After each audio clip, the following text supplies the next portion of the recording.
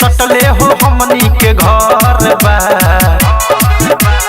बाया बगल ससुराल हो साखी दाया बगल नैहर बा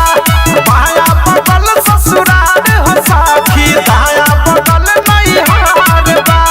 बाया बगल ससुराल हो साखी दाया बगल नैहर बा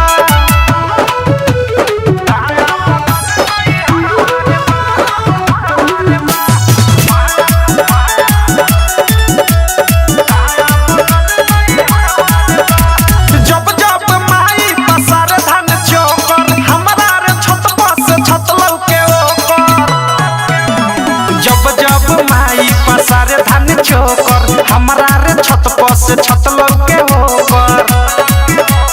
भले भैया हमरा के देखावे हमरा न कुछ के डर बा बाया बगल ससुराल हो साखी दाया बगल नैहर बा बाया बगल ससुराल हो साखी दाया बगल नैहर बा बाया बगल ससुराल हो साखी दाया बगल नैहर बा।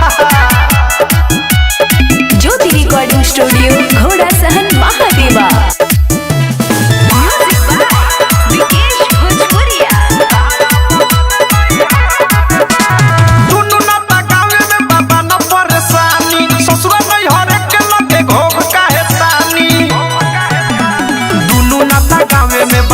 परेशानी ससुरा नैहर के लगे घोघ काहे तानी